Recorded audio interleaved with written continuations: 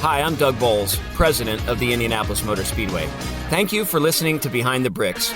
We're excited to bring you this exclusive and entertaining content about the world's greatest racetrack. Keep listening, and I hope you enjoy this episode.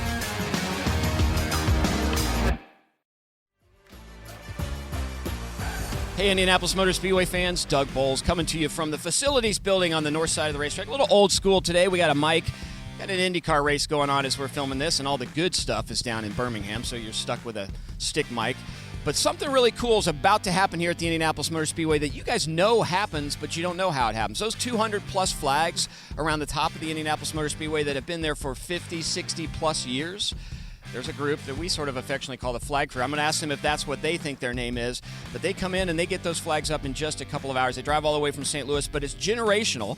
I'm standing here right now with Dave and Mike Poole, who have been doing this because it was passed on to you, and Murphy Poole is back here, who also is now the next generation. But welcome, guys. It's almost May, and you got to get those flags up to make sure it's time. It's time for our renewal of spring. So this has been going on in your family for a long time. How did it start?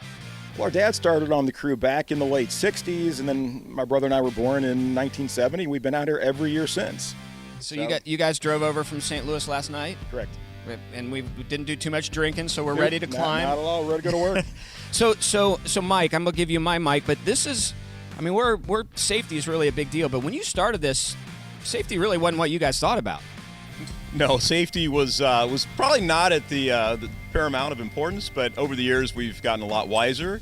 Speedway's gotten a lot smarter about liability, and we're all comfortable with it. So we, the number one job is to make sure we stay safe, but it is about getting the flags up and everybody finishing the day and going home. And we've been able to do that pretty well for long years. We've never had a serious accident, so that's I think a testament to the professionalism that these guys have. But it's really a lot of fun, and at this point, it's been years of friends and family that have come up, and that's really what comprises the crew. So it's a lot of legacy and a lot of history for us.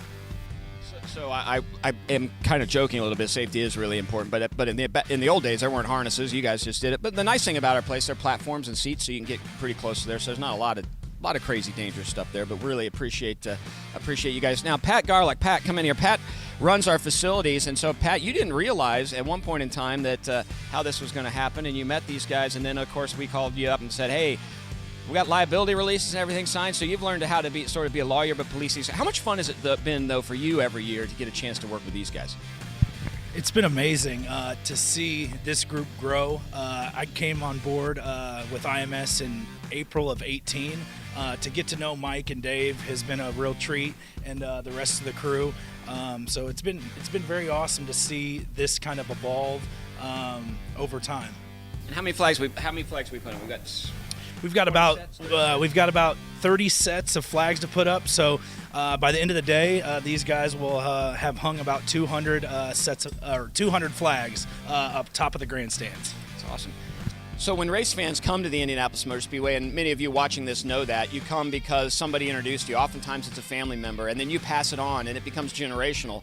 The flag crew here that puts those flags up is just like that. It is really generational. So Dave, how did this start? How did it get to you, and then you're passing it down to the next generation, and then the flag crew does the same thing? Yeah, good question. Our understanding is that back in the early 60s, Tony Holman ran into Kenny Duggan Sr. and said that, you guys should have flags on the back of the grandstands. The facility needs a little bit of a pop to it. And so shortly thereafter, the poles appeared, the flags appeared, and so begins the flag crew. We've been doing it ever since. So that's part of the fun, folks. I know you see it when you get here. Roger loves the flags being up. We've got them around the perimeter outside. But the most important thing is when you see flags on top of the Indianapolis Motor Speedway, you know that it's race season and race time. Used to be they come up and go down just in the month of May because nothing else was going on. This year, we may leave them up all year until we get through October in the Indy 8 hour, just because we're so busy here at the Speedway, and we want people when they get here just to see all the color of the flags. So next up, Dave, Mike, we're going to go trackside. We're going to start putting flags up. The whole team back here is going to do that. My last question is, so we call you guys the flag crew. Do you have a name that you call each other, or is that what you call yourselves? Well, we call each other many names, but we're just the flag crew. That's awesome. So, race fans, here we go. We're going to go out with the flag crew. We're going to put up those flags that you're used to seeing every time you walk through the gates here for the Indy 500. As we're taping this, we're only 29 days away from the 106th running of the Indy 500 presented by Gamebridge, but it wouldn't be a race without the flags on top of the grandstands. So here we go.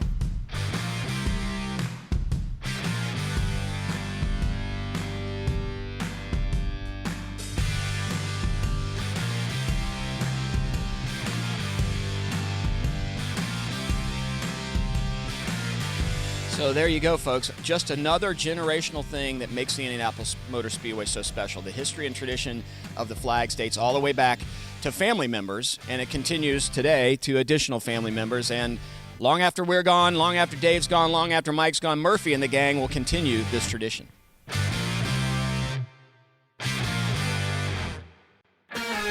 Thank you, fans, for listening to this episode of Behind the Bricks.